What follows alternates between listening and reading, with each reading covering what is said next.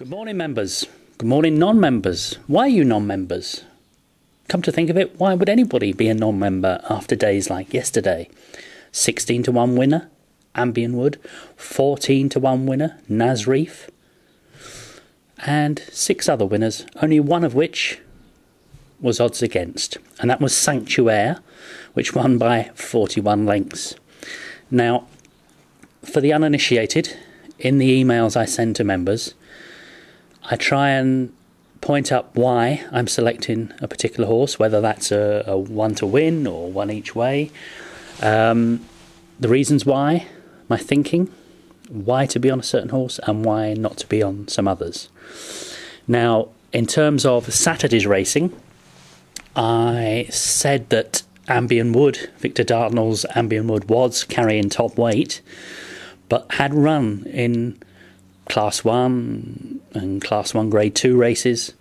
Unlike many of the others in the field for the first race at Sandown on Saturday, it had experience of racing in that sort of sphere, in that sort of class of race, I should say, and was 5th to Brindisi Beach in a Class 1 Grade 2 race previously. That race, the 205 at Sandown on Saturday, was a Class 3 race. And Ambien Wood was also, despite carrying top weight, better off by £3 than on the last race. I thought it won with plenty to spare, Ambien Wood, and the price it was when I selected it for members at midnight, they got the email at midnight the night before, was 16 to 1, and it came home a bit shorter than that. Ridiculous price, and proof, if proof be needed, that especially in races like that, competitive races like that, bookies can get the odds wrong. It happens.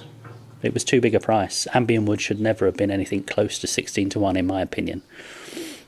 And Speedmaster was 4th, Speed at 8 to 1. Watch out for that one from Henderson in the future. Nasreef was the other big price winner of the 8 on Saturday. Now that had won yesterday, that won on the flat at Wolves, the Lincoln Trial handicap. Only just won, but looked good in doing so. Now that was dropping back down in class. This is something I pointed up to members via the email, the daily email they get. That was dropping back down in class and changed from sphere. It was now on the flat. When previously it had been a far distant 5th, 61 length 5th, I think it was, to Grametti. In a completely different sphere of racing, but Grametti is one fine horse. And again, the price, in my opinion, on Nasreef for 14 to 1 was too big. And too big to ignore, I think, were my words in the daily email. And I was on each way again. Prices like that, 14 to 1, 16 to 1.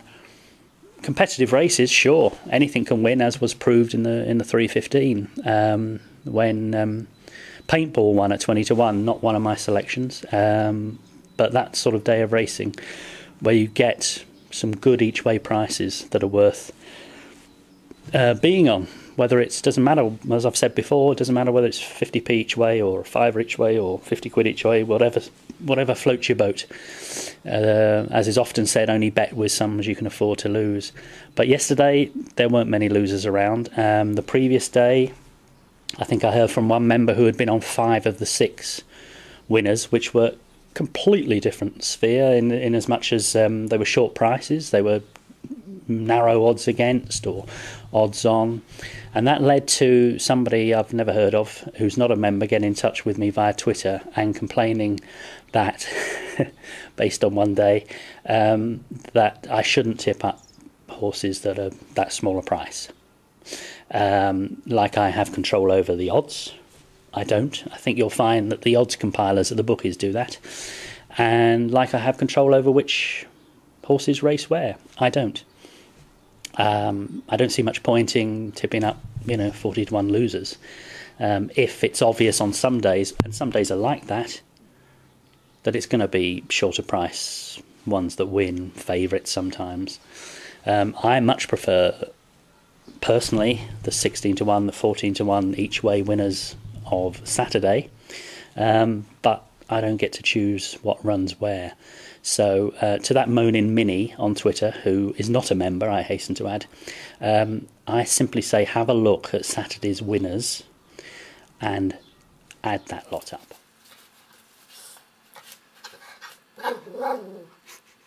Among the other winners on Saturday were horses like Alban Star from Richard Fahey, who I'm pleased to say I'll be interviewing shortly for this site.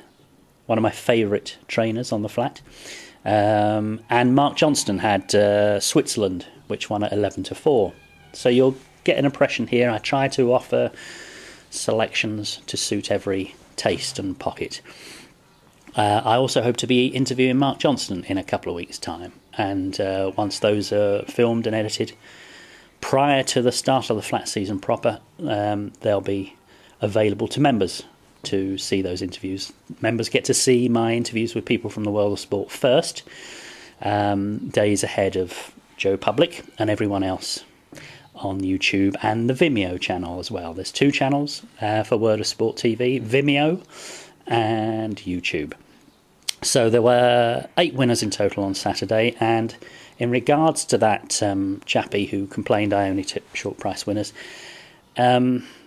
there are people who do that, and that's fine. I definitely don't knock other punters or other tipsters or anything like that. Each to their own. You know, what works for some people doesn't work for others.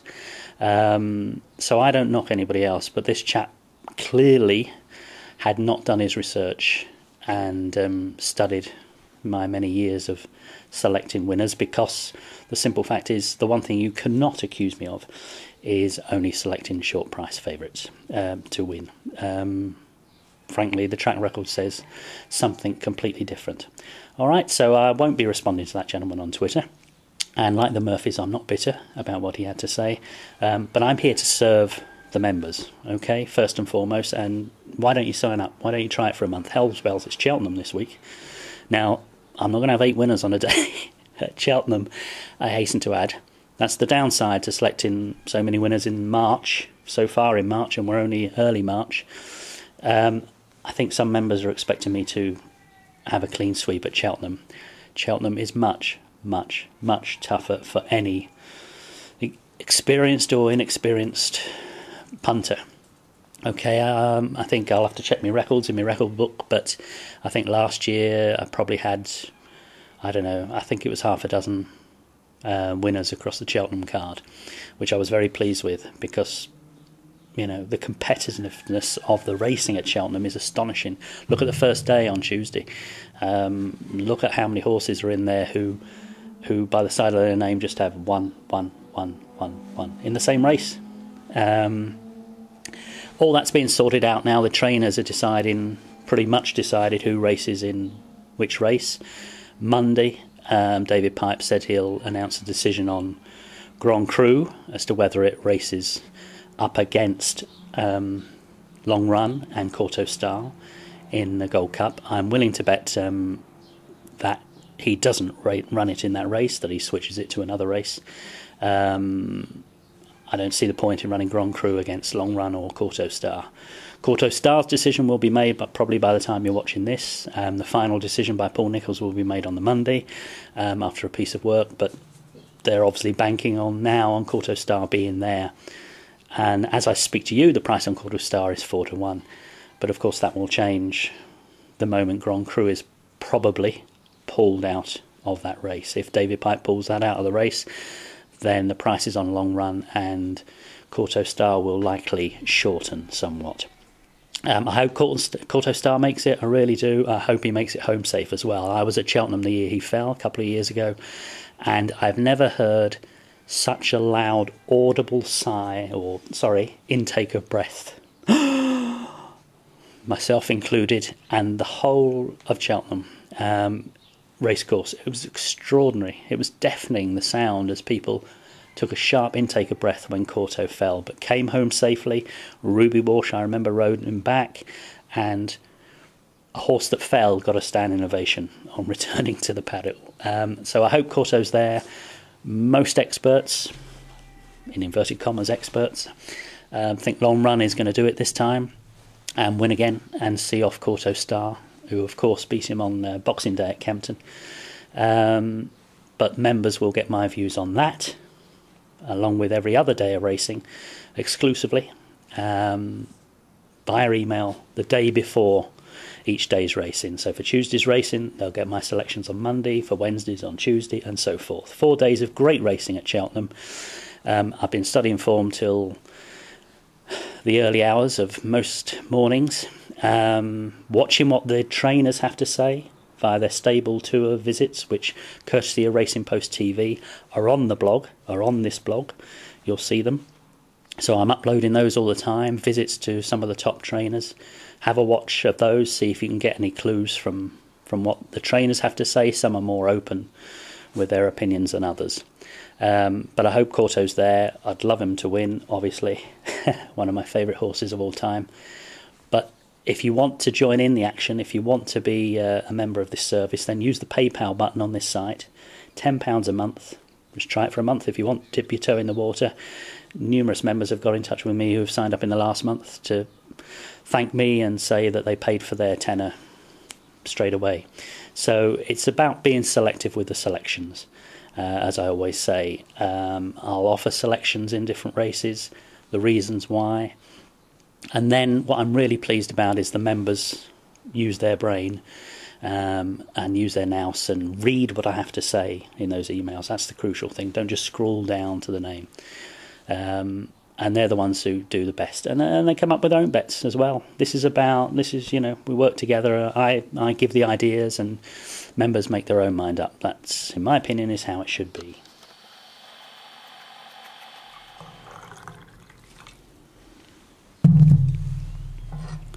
And finally, I want to put something to bed that's been going on for a while. Messages via Twitter from non-members. Doing the old thing of, and I understand why, doing the old thing of, show us your profit and loss, put your strike rate on the table and add that lot up. My strike rate's bigger than your strike rate. What's your profit and loss? Show us your profit and loss, show us your accounts. Okay, I want to explain to those people why I don't publish on the blog profit and loss or strike rate, boast about the strike rate. I could boast about my strike rate very happily most days. Okay, we have bad days. I have bad days like any other punter. Days when the racing looks trappy or rubbish and I shouldn't get involved. But if I were to publish the strike rate every day for the last umpteen years, I know what the outcome would be. People would say, liar, liar, pants on fire, I don't believe you. Okay, some days the strike rate is superb, some days it's moderate, some days it's poor. Okay, the main thing is the good days far outnumber the bad ones. Over a period of a year, the days of profitable punting on what I bet on exceed those that I don't make money on by many-fold. Okay, profit and loss, well, I know what my own profit and loss is personally. Over the years, 15 years of profitable punting, I know. Okay, I keep a personal record of what I bet on. But, and this is the crucial thing that non-members and members need to know, I offer selections. I don't send to somebody via telephone, text, email the names of three or four horses to get on, to bet on. Okay, I go through the race cards, many hours of studying, and from those race cards I select races in which I believe there may be potential value in the market, in the betting market. Now in some races I will select a horse to win, and this is the crucial thing, in some races, and in the same race select an each way tip or nap, as was the case on Saturday with the likes of Nasreef, Ambien Wood, I think Kathleen's Pride, which came third, I selected on an each way front. So there are some races in which I select two horses, one to win, because some of my members only like to bet that way, to win, and then in the same race there'll be a horse like Nasreef or Ambien Wood at 16 to 1, 14 to 1 that I say get on each way.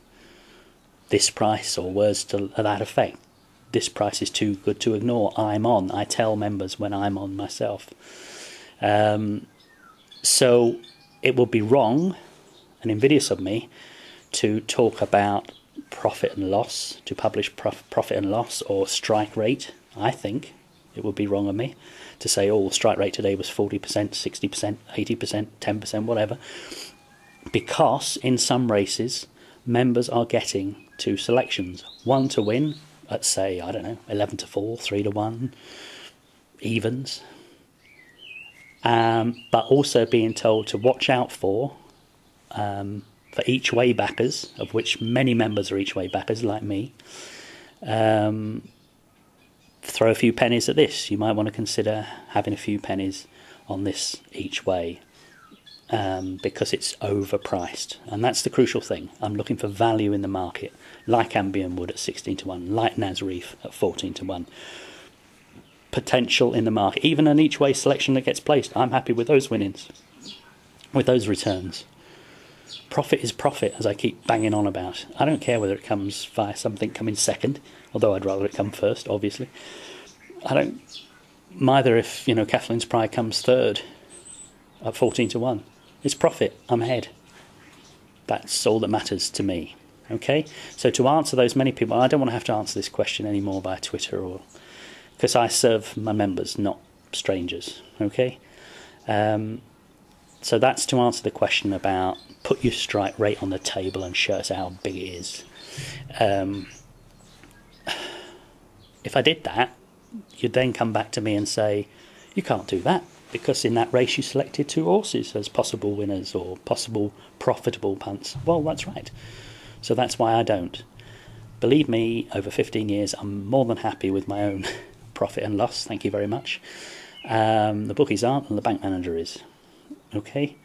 But my duty is to those people who have the common sense to realise that £10 a month for what they get, for the effort and work I put in, for the studying of form, and not just for the selections, but for the interviews with people from the world of sport, for the magazine, the online magazine that's coming soon, for the video diaries, the personal video diaries that they're going to get on a regular basis, that £10 a month or £100 a year if you want to sign up for a year is value for money as these things go.